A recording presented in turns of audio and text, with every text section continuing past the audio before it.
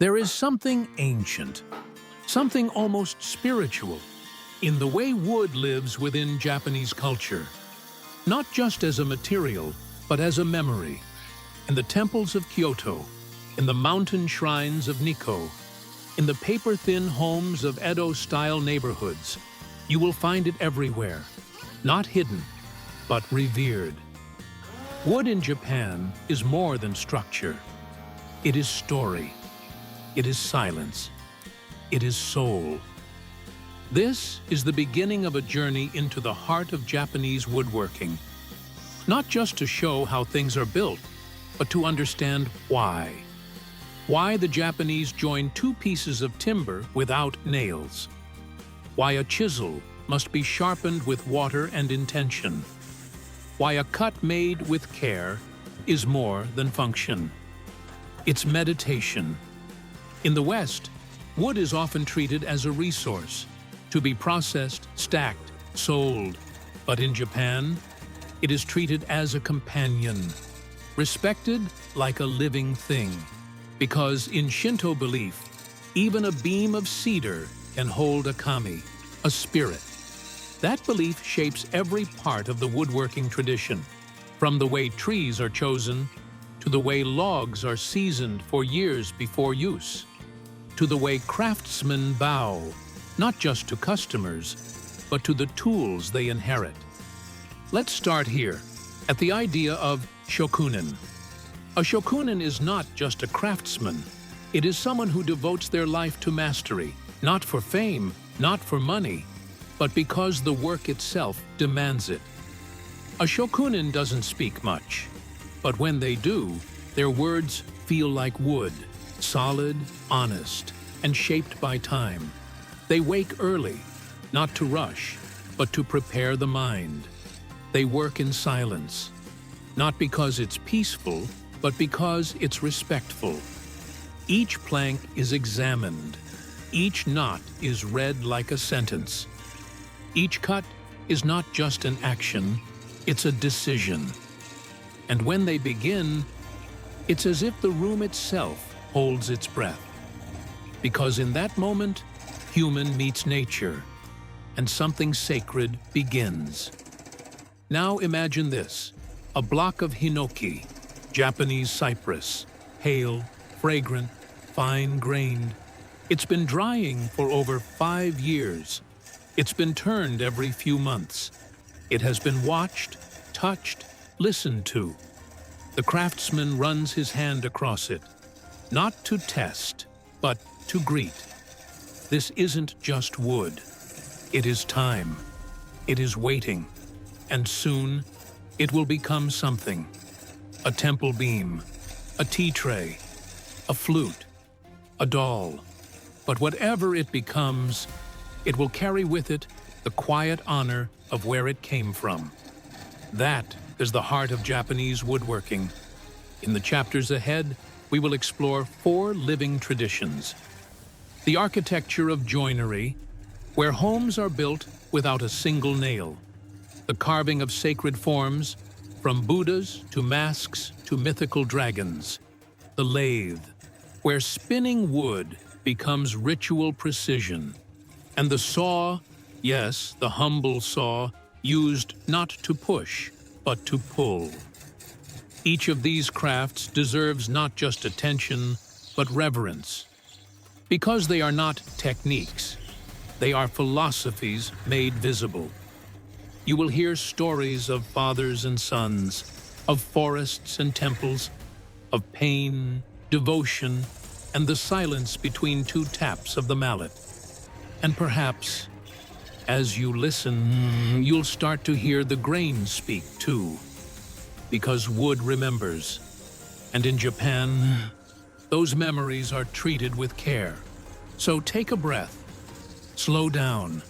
We're not just watching how things are made, we are listening to why they still matter.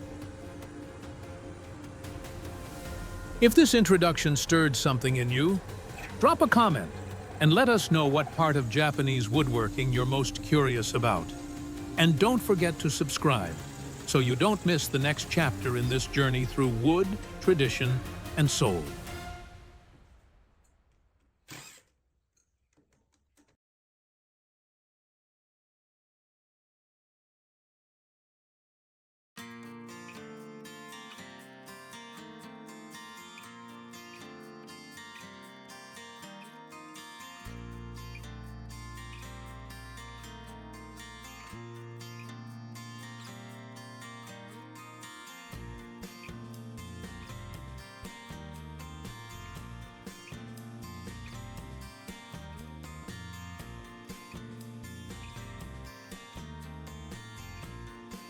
In most parts of the world, wood is joined with nails, screws, and glue.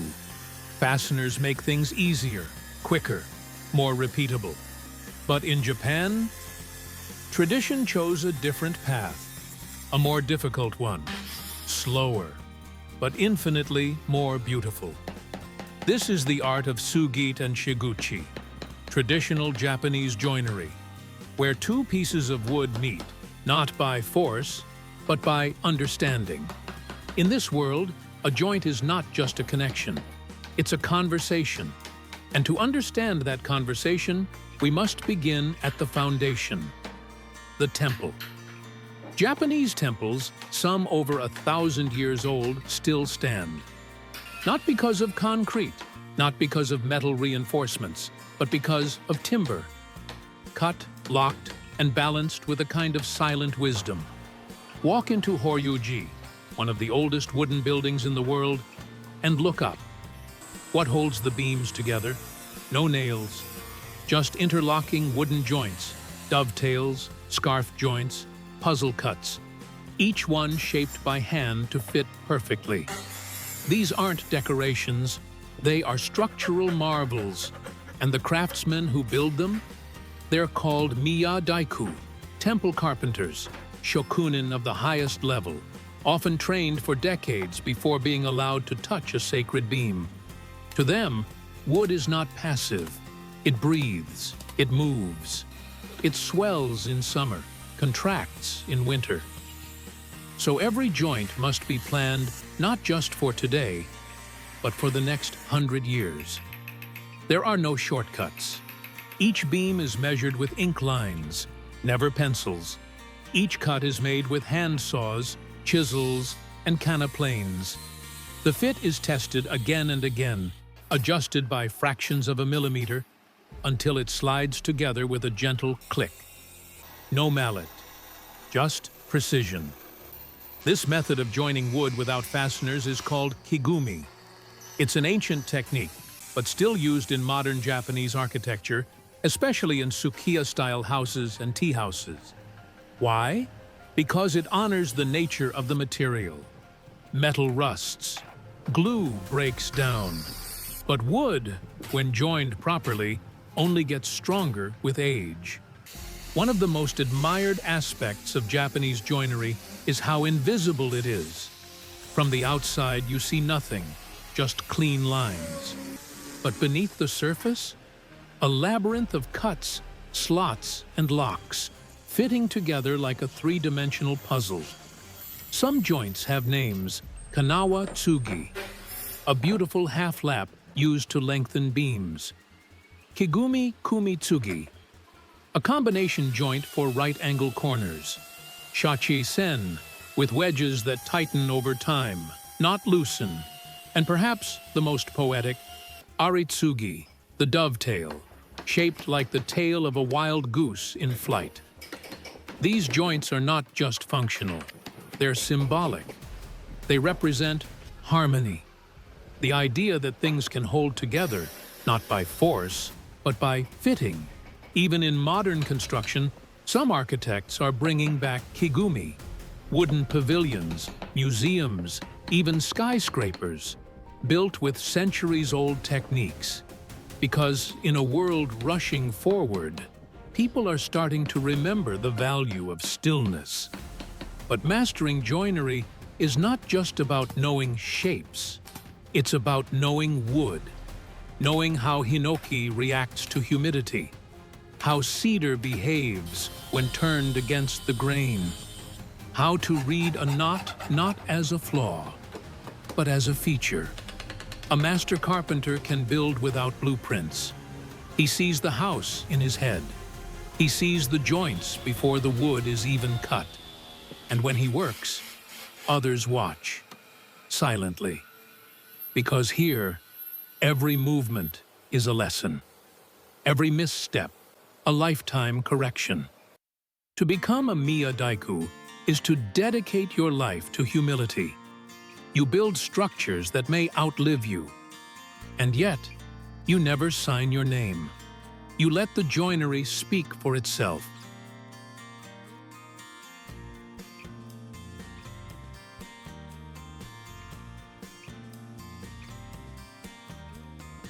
If you're as fascinated by Japanese joinery as we are, tell us in the comments, which joint surprised you most? And remember, this is only the beginning. Subscribe now to follow the next chapter in this journey into the world of carving, form, and sacred precision.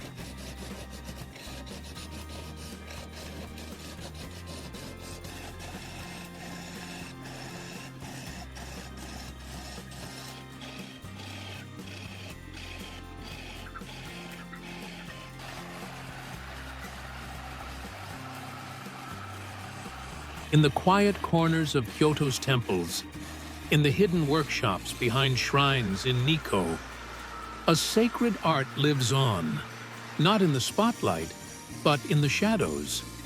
The art of wood carving. In Japan, carving is not just decoration, it's devotion.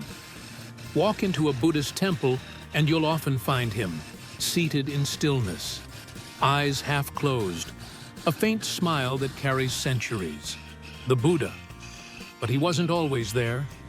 He began as a block of wood, often hinoki cypress, sacred, soft-grained, with a scent said to calm the spirit.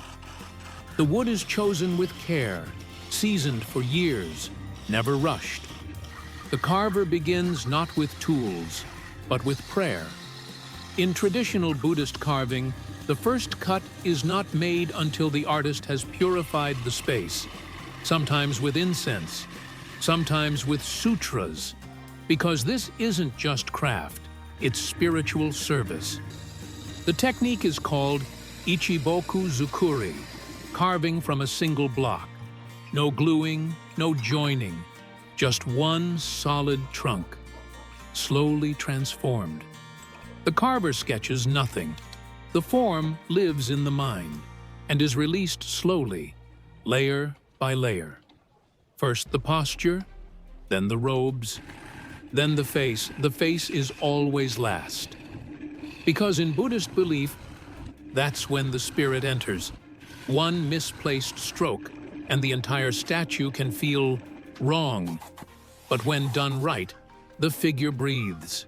It holds presence, stillness, weight without heaviness. But carving in Japan is not limited to temples. In the No theater, actors wear wooden masks, carved by hand, shaped with silence. Each mask represents a character, not just in form, but in emotion. There are masks for joy, for rage, for madness, for longing. And when the actor tilts the mask just slightly, the light plays tricks. A smile becomes sorrow. Anger softens into fear. This illusion is only possible because of the carver, because of the way the brow is shaped, the line of the lips, the hollow behind the eyes. Each mask can take weeks, sometimes months, to finish. And yet, the master never signs his name, because the character must be larger than the maker. There is also matsuri carving, seen in the lavish floats pulled during festivals. Dragons, phoenixes, tigers chasing clouds, each creature carved into wooden panels, sometimes painted, sometimes left bare, to let the wood speak. These carvings are not only mythical, they're metaphors. The dragon for wisdom, the lion for strength, the lotus for purity. Each line, each scale, each swirling cloud tells a story, and behind every story is a pair of hands, calloused, precise, patient. The carver's tools are few: chisels, gouges, knives, and stones to sharpen them over and over again. There is no rush, because the moment you rush, the wood rebels. You chip too far, you split the grain, you lose the spirit. That's why many Japanese carvers work in silence, not out of discipline, but to listen. to hear or hear what the wood wants to become.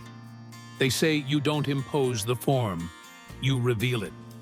Even in modern times, this philosophy endures. Today, you'll find carvers using old methods to shape new ideas, artworks, furniture, gallery pieces that blend tradition with innovation. But the core never changes. The reverence, the slowness, the belief that the blade is not a weapon, but a bridge. Between what is raw and what is sacred. Between what is seen and what is felt. Between the tree that once stood and the memory it will now carry. So the next time you see a wooden statue in a temple, or a mask on a stage, or a carved beam in a festival float, don't just admire its beauty.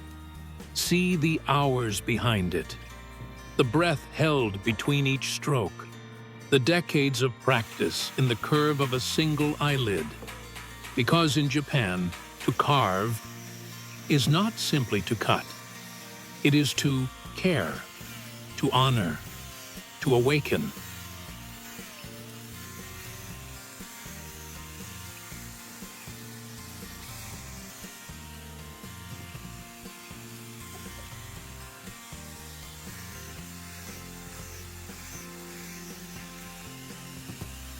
Which carving spoke to you most? The Buddha's silence, the no masks emotion, or the dragon's roar? Tell us in the comments. And if you haven't already, subscribe now. Our next chapter takes you to the turning lathe, where wood spins and stillness begins.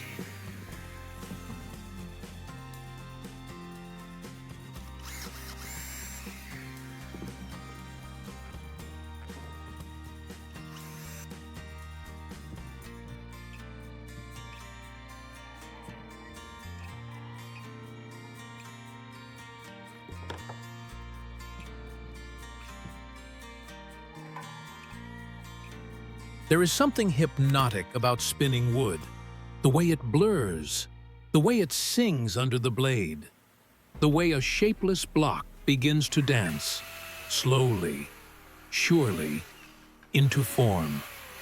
This is the world of Japanese wood turning, and though it may look simple, it is anything but. In Japan, wood turning is not just a craft. It is a quiet conversation between motion and mastery. The craftsman doesn't rush toward the shape. He waits for it to emerge. The lathe, or rokuro, spins with a soft hum. The tool is steady. The hands anchored. The breath even. Unlike carving, where the wood is still and the blade moves freely, here, the wood spins, and the blade must hold its nerve. Too soft, and nothing changes. Too deep, and everything is lost. But with precision, with patience, a bowl forms, a vase rises, a teacup, a candlestick, a lacquered box begins to breathe. Many of these turned objects are so perfectly symmetrical. They seem like they were machine-made, but they're not. They were made by kijishi, traditional wood turners, often working with foot-powered lathes or hand-turned wheels. No electricity, just rhythm. These artisans often come from long lineages. In some families, the craft has passed down for over 10 generations. The same tools, the same rhythms, the same silence. One of the most iconic forms of Japanese wood turning is kokeshi, the wooden doll with a simple face and cylindrical body. Originally from the snowy Tohoku region, these dolls were made by farmers during the off-season. Spun, shaped, and painted with care. Each kokeshi has its own subtle variation, no two ever exactly alike. And yet, all carry a kind of peace. Their quiet eyes, their gentle curves, their soft presence on a shelf or tatami mat. It's not just about the object, it's about what the object invites. Stillness, warmth, attention. Beyond kokeshi, wood turning is used for many ceremonial objects. Buddhist offering stands, sake cups, incense holders, each one requiring not just form, but perfect balance. Because when something will be placed before a deity, you don't settle for close enough. You deliver only what the wood allows, and the wood only listens to those who respect it. What sets Japanese turning apart is the commitment to minimalism. No embellishment unless necessary. No exaggeration. Just flow. Just essence. There's a concept in Japanese aesthetics called shibui. It means subtle beauty, understated, quiet, refined. You see it in wood turning more than anywhere else. A bowl that fits the hand perfectly.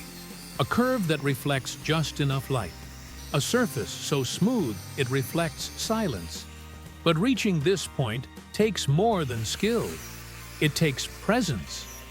Many kijishi speak of becoming part of the lathe, of losing the self in the rotation, of entering a state where only the edge of the blade and the breath exist. Some say it feels like a kind of meditation. Others, like music, you feel the tempo, you feel the resistance, you feel the harmony. Mistakes don't happen from lack of ability. They happen when the mind drifts. That's why wood turners, like monks, practice awareness. Awareness of the wood, of the tool, of the self. Because one careless moment and a week of work can split apart in seconds. But when it works, when everything aligns, when the tool meets the turning form just right, the result is effortless beauty. And the sound, not loud, not sharp, just a whisper, wood spinning beneath the fingers of someone who listens. In recent years, Japanese woodturners have begun sharing their work with the world. Collectors seek their bowls. Chefs seek their trays. Designers seek their balance between minimalism and mastery. But most kijishi stay where they are, in quiet workshops, spinning one block at a time, refining what others would rush. Because to them, it's not about selling, it's about serving the craft, the tree, the moment.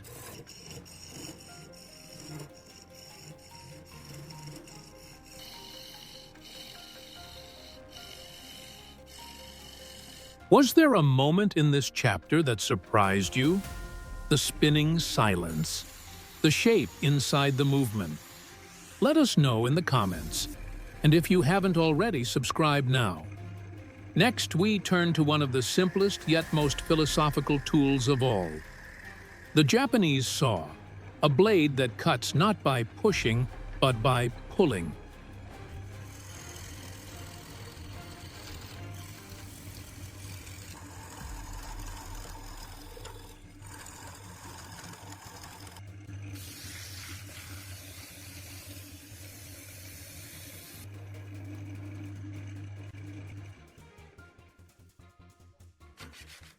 Among all the tools in a Japanese woodworker's shop, one looks the most humble.